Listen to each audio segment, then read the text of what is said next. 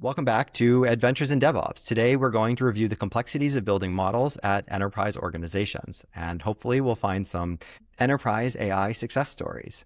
Our guest has spent his career building large-scale systems across machine learning, data infrastructure, compilers, and cloud-native architectures. His work spans graph processing, multimodal inference, and RAG architectures. The co-founder and CTO at Corvic, Donald Nguyen, welcome to the show. Thanks for having me. So I have to ask, how large scale is large? It's kind of, large scale can mean a lot of things to a lot of people. I think one part that's important to get at is, in addition to like scale, which we can talk about, gigabytes, petabytes, and stuff like that, it's about complexity of the data, right? And in terms of the volume you're talking about, it's not a lot, but oh my God, the computer can read my PDFs. It can see these pictures, right? This data that we actually always had, that was just sitting there, just dead, sitting in S3 or something like that. Now it means something. And once you do that, then you start asking, well, if we can see these pictures, and what if it knows a little bit about some other data? And then you start connecting it. And those links and those combinations, they create like a combinatorial explosion of complexity. And a lot of, I think, the difficulty people sort of see about managing scale is not about the volume, but how these interactions play out. So for them, they're storing all the data in S3 or somewhere else. And how much is that really that you commonly see in practice? Are we talking about, is it gigabytes? Is it terabytes, petabytes, et cetera? I think for a lot of the cases, we're talking about like gigabytes, but it's really about data that's been untapped, and it's these PDFs and about the pipelines we have to build in order to build meaning on top of it. Right. And so one thing is you store the data. Good. Second thing is you have something that can just like do a keyword search over that. Great. Third thing is I want to build a specific way of interpreting this data because I'm an auditor or something like that. And I want to find whether or not this document is in compliance with like my parameters. That's a very complicated query to express in terms of keyword search. So you have to start building these additional indexes on top of it. So like I said, it's the complexity more than anything else. That sounds like really a focus on the knowledge bases of LLM systems. So it's not necessarily like first class business analytics or data regarding the end product, but like when you say PDFs, the first thing that comes into my mind are invoices and manuals and maybe some internal compliance documentation or specifications that you have written out, and you want to answer some critical questions that help you basically get to the next step of whatever the business is trying to achieve. Yeah, I mean, I think that's a good start point. I think of, what differentiates one organization from another, like in a digital world. It's basically the data they have and the kind of prior they have about their data, right?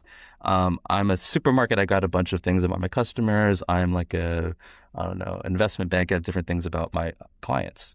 In terms of like the mechanical interactions that they're doing, the transactional things that they're doing, it's very similar. You intake a customer, intake a client, you collect some data about it, but the actual data makes the difference between JP Morgan and like Safeway, So one thing I saw in a lot of companies that I've worked with in one way or another is that they were storing just masses of data that was completely and utterly useless.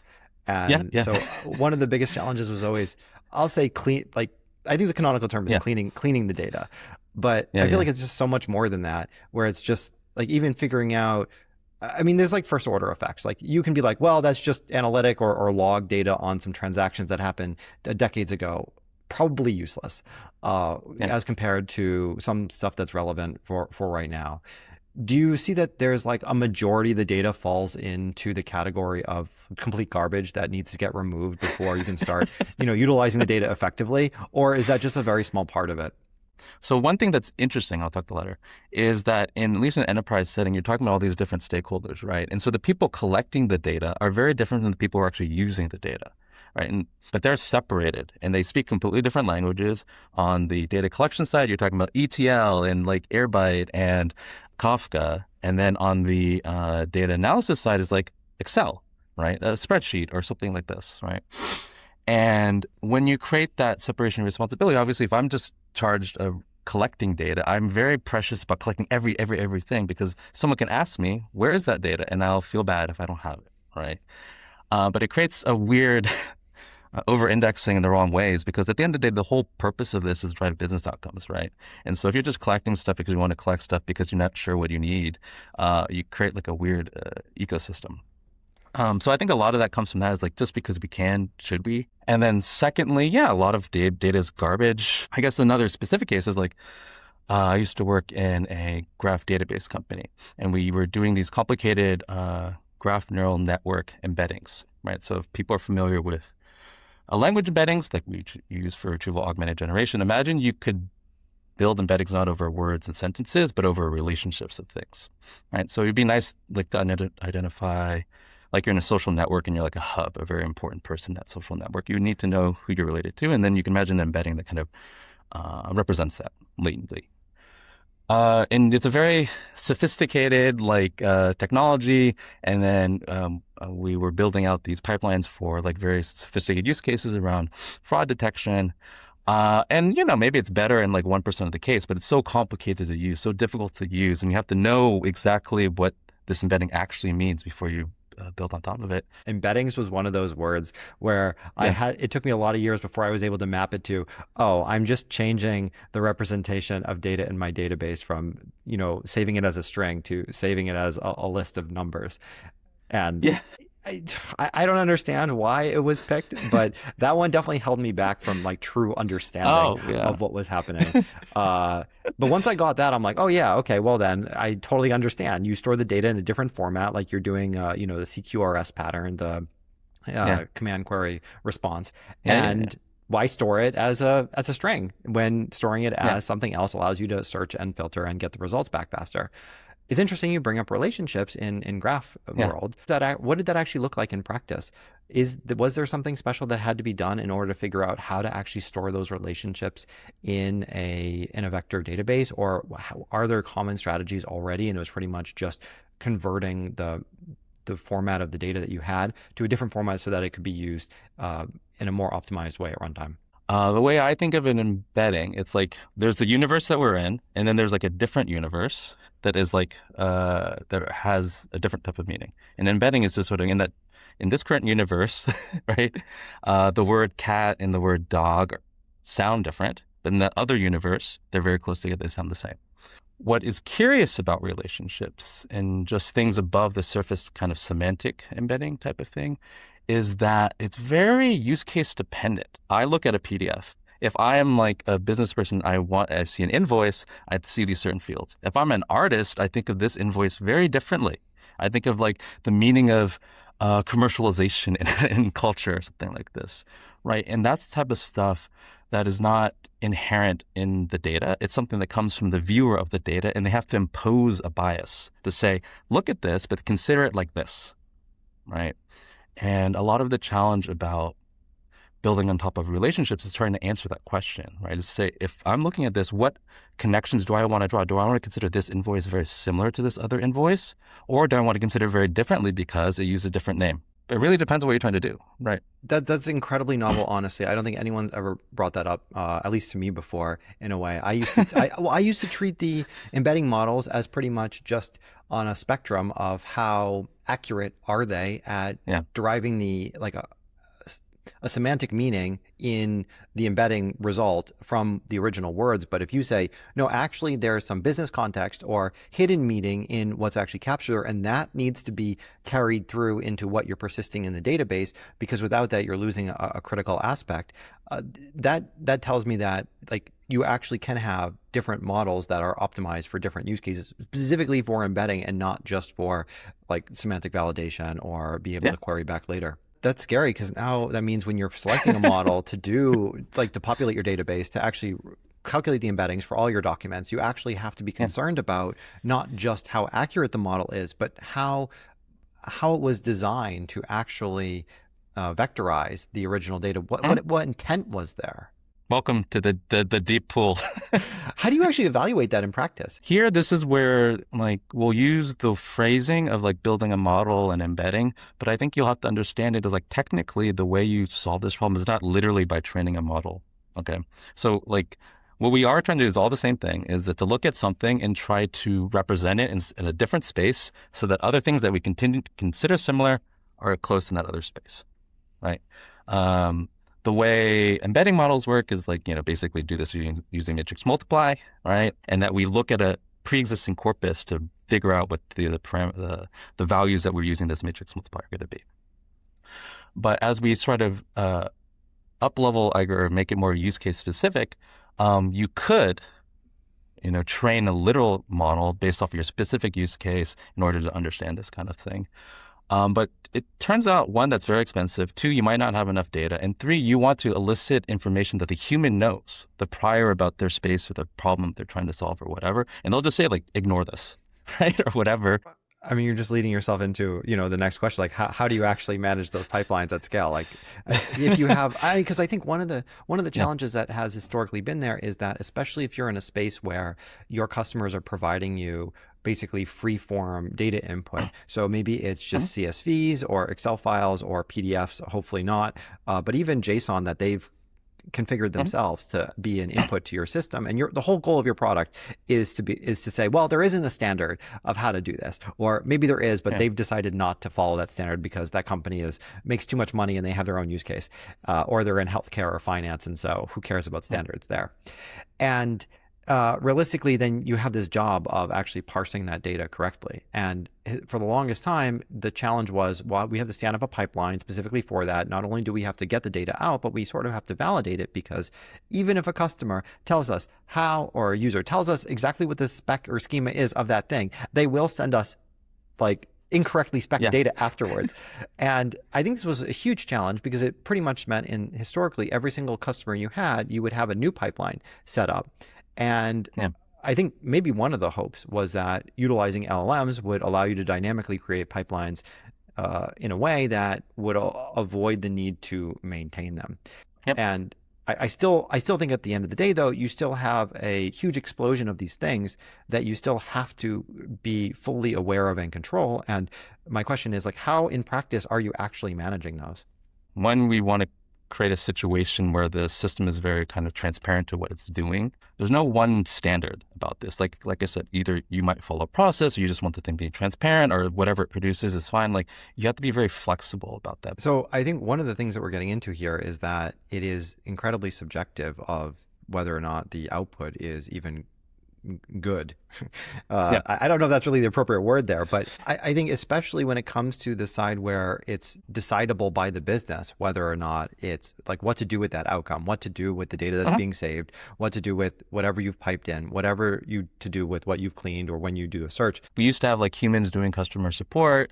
Now we inserted some kind of like automation process so that like first line support is done by someone else. So then I shave some headcount, basically.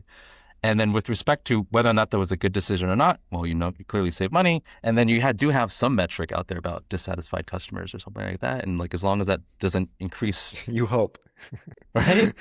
I think that's one of the metrics that we sort of pray that companies are tracking, like how satisfied or dissatisfied. And I know after you file a support ticket and you get an email saying like, how helpful was I don't know if I trust that actually many companies are utilizing that specifically to make decisions. It's pretty nebulous. Right. And that's why you hear a lot of companies saying you need to just use 10x your AI token usage. Like, why? We assume that this is increasing productivity. Therefore, we assume that the bottom line will be improved by this. But does anyone have like a very concrete number that we should be aiming for? No.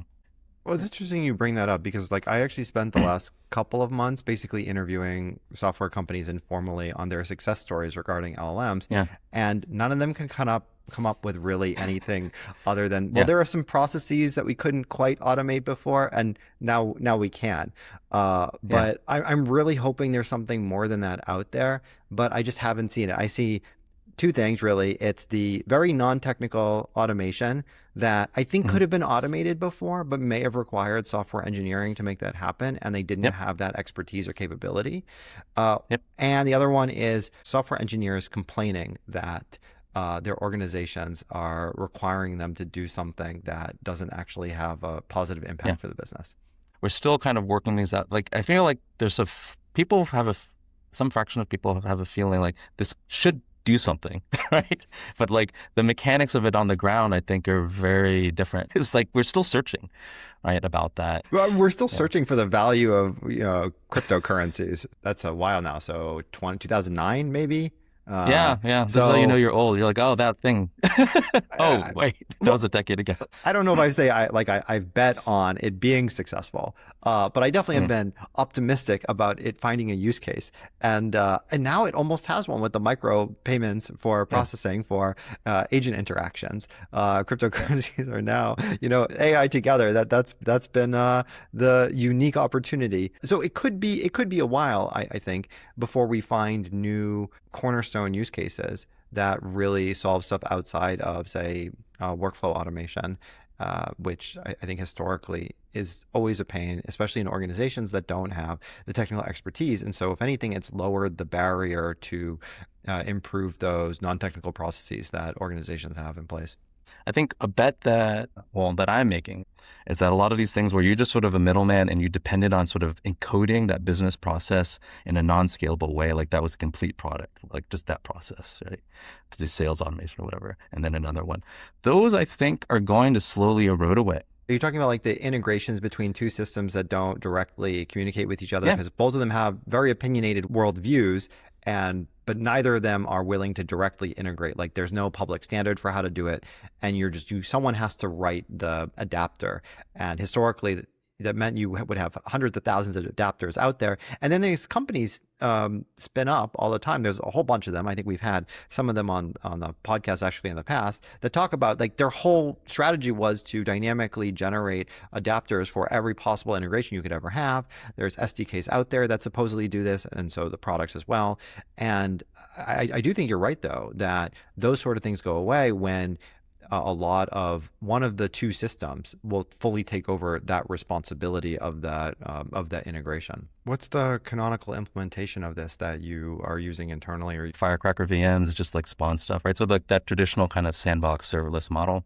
Firecracker, that's like what AWS is utilizing to safely deploy instances of Lambda functions and execute them at a ridiculous scale. So again, we can't really fit to a specific technology unless it's very broadly applicable. So S3, great. But like supporting like MySQL versus Postgres versus these other things and having that be your canonical data store, it's not so great because like you have to multi-tenant it and then you're like very specific to the cloud or very specific to like the technology. But there's only like a finite number of those things, right? Like, couldn't I create a connector for MariaDB and MS SQL and Oracle database and DynamoDB, key value store, and MongoDB and Yep. Cassandra, and I can go through the list. Like, it's a finite number. It's probably less than 100. Yeah. Like, that wouldn't be that bad, would it?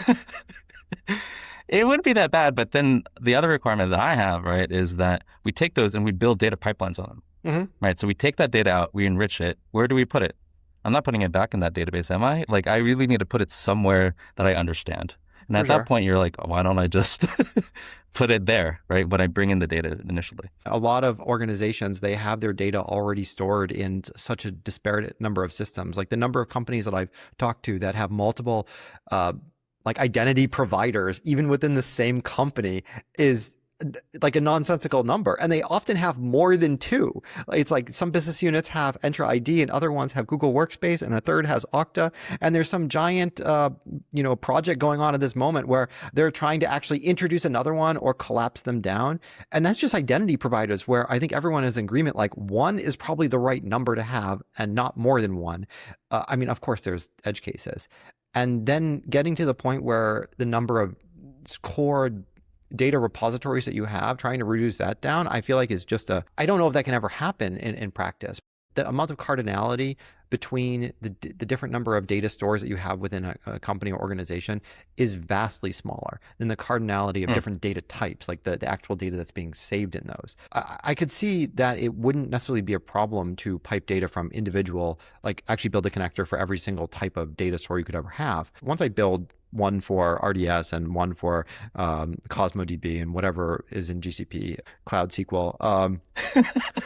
Yeah. Like, where's the best place to actually stick this data? And please don't say Snowflake. I think if you're in an existing organization, you're talking about like your internal data platform. very justified reasons, Yeah. right? So, and then you have to make a very important decision, right? But if you sort of optimize for kind of batchish kind of things, I would suggest just making like a data lake or running in Databricks or something like this, because that's like a good kind of open place to put stuff. You can dump things in, process them, and then you can sort of expand modularly. You have the opportunity to dog food your own platform in a way because you have your own data sources. What are you doing with the target data? Like, are you sticking it in Databricks? Are you using Dynatrace? Are you funneling it into a hole back into S3 somewhere? What happens to your business data? Where does it go? We're using object storage and then bunch of Parquet files and building workflows on top of those things. Okay, cool. So you're doing the difficult work of assembling long form table reads from Parquet files and like S3 and whatnot. Yeah. So what would you say is like some fundamental technology challenge you're actually facing still today? As you sort of open up the platform even to vibe coded code, basically, a lot of things that you would have handled by human interaction has to be made more scalable. Right now, we're kind of just, since we control the sandbox, it's just like there. So like you're in the sandbox, you can see the logs. It's like of this weird sandbox. I mean, the first thing that comes to mind would be a concern where there is something malicious that would show up in the logs. And so while it could be blocked fundamentally at the HTTP interface or whatever, GCP, whatever, the data input validation could be there, but then it still gets in the logs, or maybe it's passed in through a mechanism which is considered secure, say like a comment field or whatever, and then you end up with a log4j because even though it gets to your monitoring platform and gets re-ingested, now it's like first-class data that you've actually saved in a different mechanism. How have you gone about figuring out how to protect I still think it's important to protect the sandbox, even if you call it that, because in some way it must still have access to maybe sensitive data, either being able to write or the internet in some regard. Yeah, and you hit the nail on the head, right? Because I think a lot of ways we think about application building has this kind of implicit trusted computing base, right? Yeah. But when you assume that your actual thing that you're running is untrusted, you have to really think about all the decisions that led up to this, right? And I think it's about being very clear, thinking about the world the same way AWS or GCP thinks about the world, which is like, I've got our customers come in just with garbage code or whatever, and I have to protect the actual data center from this kind of stuff, right? And like, you have to be very clear about what is part of your infrastructure versus the application space, and really never mix them. How do you decide what's in for the threat model and what should be left out? I don't think there's like a strong sense of what fine-grained access control means for agents. That's basically what it is, right? We have very coarse-grained stuff at the data level, but beyond that, I think. So there are some standards around transactional auth, and obviously because we're in the authorization space ourselves, we have a more nuanced perspective here, but it definitely is way more complicated than just row-level security.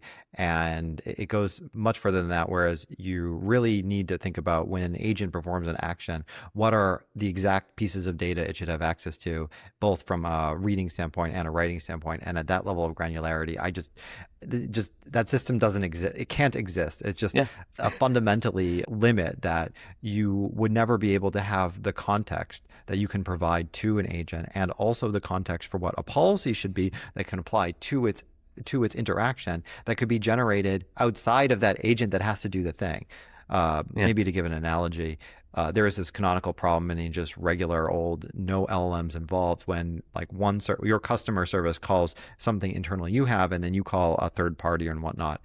There's no way for the customer to know what the third party is going to require until the request actually gets there. You can sort of try to predict what that third party is going to need and what sort of access control you'll want. And this is the whole, you offer a service that integrates, say, with Google Drive, and your customer comes in and makes a request, and then you're like, you know what? We need access to your Google Drive, be able to read and write all files, delete your entire drive. Also, just in case, we need your calendar access and be able to create meetings on all of your calendars, and also delete your calendars just in case. And something about your email too, while we're at it, why not? And just request all of that up front, because you don't know fundamentally later what is actually going to be necessary to complete the action, especially if it's asynchronous.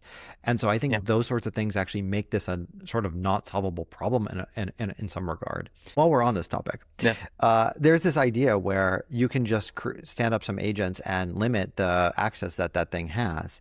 And they're like, oh yeah, you create a bunch of identities for your agents or your system to run in that particular sandbox.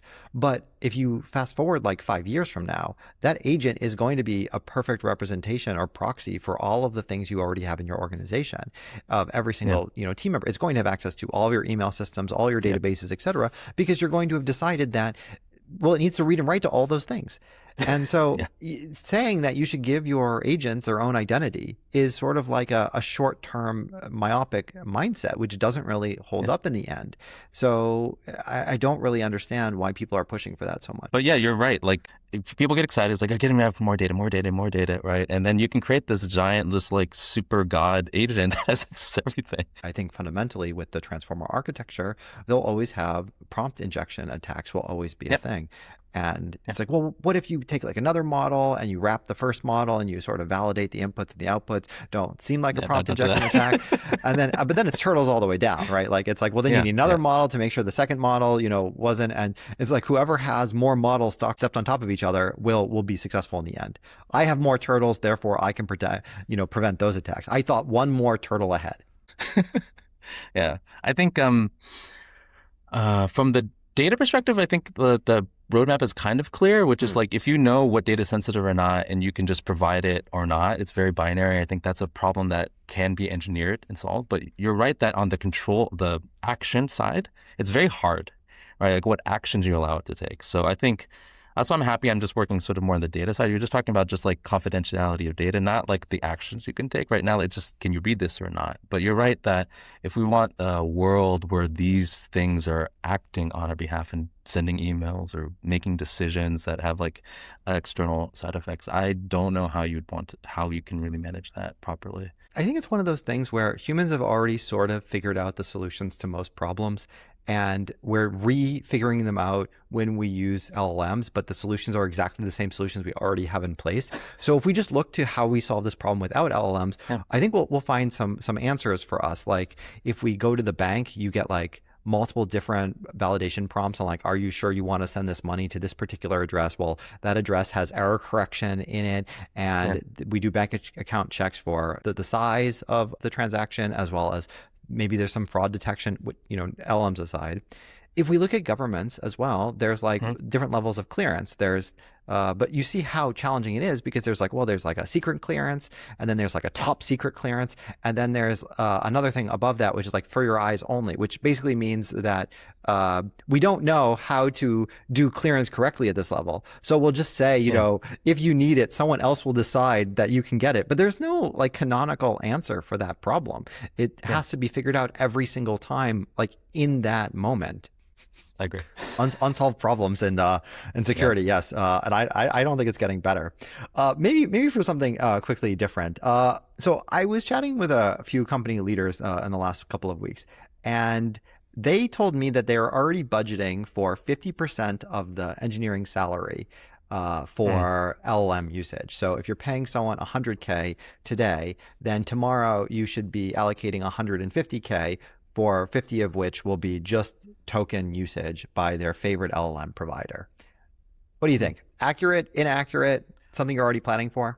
It depends on what kind of code you're writing, really. Because I think what I've discovered is like there's certain types of problems where your skill level is quite low. And so what the LLM is providing you is great. Like you get like something that a lot of information out of that. You learn a lot, whatever. Is it half? Should we think about like the way we evaluate employees is like how many tokens did you use? You didn't use enough. I think for sure you get what you measure, right? And I think we're already seeing companies falling prey to token maxing, but it's sort of a different aspect, right? You have some role or responsibility in your company. There's something that has to get completed, and you have someone who's put on the job of doing that thing. And I think as companies evolve, and if LLMs really are a tool that everyone will use at some point, then it's a no-brainer to believe that they may use a tool to solve that, and that tool may be an LLM, and that tool has a cost.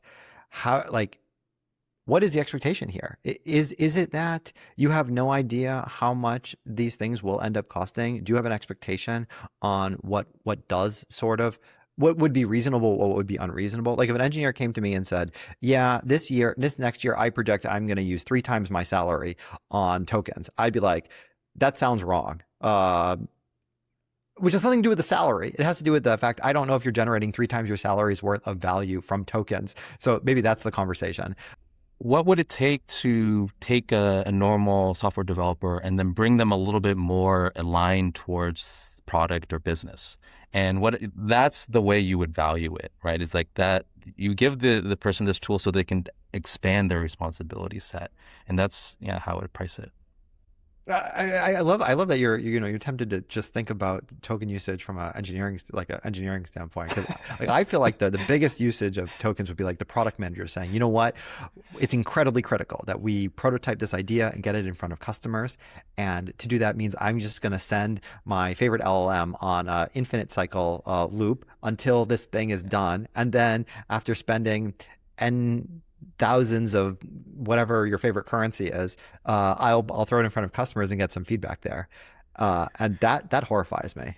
I mean, I can buy it for like just sort of like show a prototype or something. I think the biggest value that we had for non-engineering use cases of LLMs is actually bringing people to speak the same language. So like our designers can produce just real working websites and designs and like changes, and then they're submitted as code. Again, it's a really garbage code to read, but at least we're all sort of speaking the same language and we're like understanding what we're actually communicating, because we can actually make a physical artifact about that behaves in high fidelity. And I think that part is very useful for if like our manager or product management or product team. Like, would I be like, you need to maximize your token usage? I think that part is a little scary in the sense that you have to be kind of aligned with reality, right? Yeah. And so if you can't actually produce that thing and solve all the other problems, then knowing that you can do this is nice, and seeing it very concretely is very nice. But in some sense, ideas are cheap, right? Like the ability to execute is the most important thing. The right business outcome. Yeah. I think the companies that are just trying to optimize token usage have the wrong incentives at play realistically. But so I think that's a much more mature way of looking at it, for sure. I do think that there's a lot of overlap with how things are migrating to at a large scale with the concept of, say, outsourcing one of your critical internal departments to another company to function. And I don't mean like using a SaaS provider, but maybe like if you're doing software engineering and you're hiring a third-party company to basically make you some prototypes or some mobile apps. If you are uncomfortable with that model, I feel like you should also be uncomfortable utilizing LLMs to solve a problem. I also really like your perspective on the data, because I think this is something that definitely was lost for me early on in my career. It's that data is sort of like a throwaway term. It means almost nothing there. Or maybe it means a lot to a lot of people, and that's sort of the problem. And it's really like, stop saying the term data. It's like, what is the data actually representing? Because you brought up this point with the embedding model early on. It's that there are some cornerstone critical aspects to why the data exists and what the sort of inherent information or value is in that particular data. And that's where the complexity is. And you really need to understand that that's where the challenge is, and not just the storage or data pipelining or processing of arbitrary pieces of data or formats. Yeah. Do you know the Douglas Adams thing? Like the answer to everything is 42. Like, what was the question? Like, that's the most important. The data, that's 42. Wait, how did you get that? That's the whole journey. Yes, the life, the universe, and everything. Is summed up in a very simple number. That was was that the number crunching machine, right? Keep asking, what's the most important question in the universe that requires the entire processing of the whole universe in order to actually come to a conclusion. So with that, maybe we'll switch over to picks. So Donald, what'd you bring for us today? Well, I have a young daughter, so I often have to read to her at bed. And the challenge, if anyone knows about reading stories to children, is a lot of the stories are terrible, and you don't want to read them over and over and over again. So we lucked upon a set of books called The Investigators, which is like a little graphic novel. I think it's geared towards kids who can read, but it's enjoyable for younger folks, I think, mostly because it's just like a very funny, pun-filled, absurd story about these alligators who are like investigating different things. But it's one of those things I very rarely, like, if people are familiar with the TV show Bluey, it's in the same category, where as an adult, you enjoy watching it. I go to my daughter, I'm like, can we read this book? Because I'm curious about what's happening next in the story. Because it's something she enjoys, but it actually has like this continuity about the storylines built on top of each other over multiple series. Again, very uncommon for children's books. They're very like mechanical, right, if we find a series. So investigators John Patrick Green, I believe. If you have a kid, read it to them. Yeah, I'm with you on that because it does seem like most children's books. I mean, even some adult books, they're very episodic in a way, right? Like Yeah, there's some story and yeah, that's it, complete case, and it does feel like there is no continuity in any regard, which sort of removes any sort of desire to continue on in some yeah. way. Um, okay, well, I think you may be the first to come on the podcast and recommend a children's book. Not like there have been kids' toys, so totally fine. I Yeah. actually really like the pick, which makes me almost want to check it out because I'm always looking for interesting things to read in German because I want to Ah. improve my German language Oh. skills. And Yeah. Yeah. I've often thought, what would be great is easy television shows or books, and finding good content that has been well translated is a challenge. And I find Yeah. children's stories tend to be translated, but most of them are bad. Yeah. Yeah. I may actually look into that. Yeah. So what did I bring? I almost forgot. I brought this episode of a YouTuber named Dr. Nemo. Specifically, the episode is You've Never Seen a Clockwise Circle Pit. That's a pit of people running in a clockwise motion. Okay. Counterclockwise for me actually has always felt more appropriate. Just anything Okay. counterclockwise, from conservation of angular momentum to electromagnetic wave pointing vectors. It's Yeah. always Yeah. counterclockwise. But one thing Absolutely. I never Yeah. challenged is, why is it called clockwise and counterclockwise when clocks are the only thing really that goes backwards? I feel like Yeah. we should have picked a different term. And there's a lot of stuff in here that's baked on the not just nurture, but also nature of how humans work and standard stuff, as well as cultural aspects. I wonder if it's true across all cultures or if it's just a Western world aspect. And we may never know because I don't think we Yeah. have enough segregation.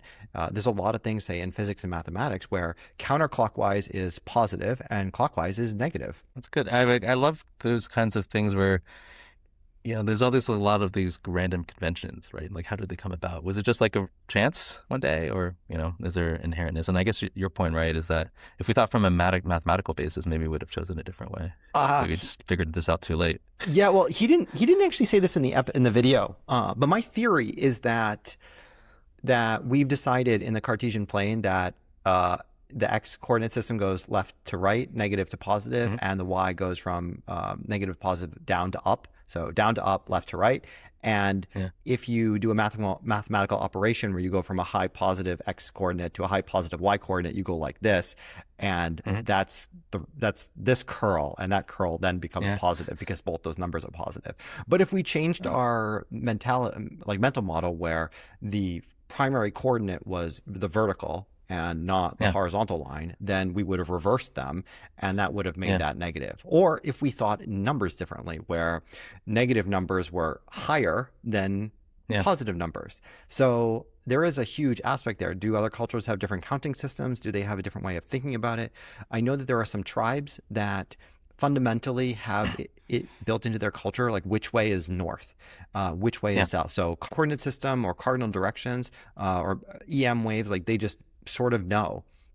I don't. Yeah. I have no idea which way north is most of the time. But I think you reminded me that I think we take a lot of things for granted, like just numbers, right? Mm. And you can almost see it today in the way we use the words for numbers, right? And in different languages, like they're very weird in that, like, you think of 1, 2, 3, 4, 5, 6, 7, 8, 9, 10, fine. Okay, 11, 12, 13. Then you see this pattern, like, 13, 14, 15, 16, 17, 18, 19. Great. But it's different, right? Then 20, and you have this repeat again. So you can get a sense that when early English speakers were thinking, or whatever they came from, were thinking about numbers, they weren't thinking about in terms of that very rigorous kind of base 10 feeling. They were just like, I needed a thing for this concept, or like one of these things, and then for two of these things. And at some point, like, we stopped inventing and we're like, oh, I see the pattern now, and so we should do this, right? And that from different languages, they have very different counting systems, like French. The Mayans had base 20. Yeah. Oh, things like 96 in French are so absurd. So there's Well, it depends if you're Belgian or French. But yeah. I'll say that German numbers definitely mess with me the most because you put the ones digit before the tens when you speak, but Oh, yeah. hundreds still like, but the larger digits still come first. So like 11 and 12, they're the same as in English for the most part. But if you get to say 21, you say like 1 in 20 and 2 in 20 and 3 in 30, and it's like it's so confusing when people are talking to Yeah. me and I'm just like, wait, what Yeah. number did you say? Maybe that will be my pick for next week's episode. So maybe I won't spoil it for the viewers until then. But other than that, thank you, Donald, for coming on for today's episode and talking through multimodal stuff, building AIs, LLMs at scale for customers. I think it's been great. Awesome. Thank you. It's a pleasure. And thanks for all the viewers for tuning into this week's episode. And I hope to see you all back again next week.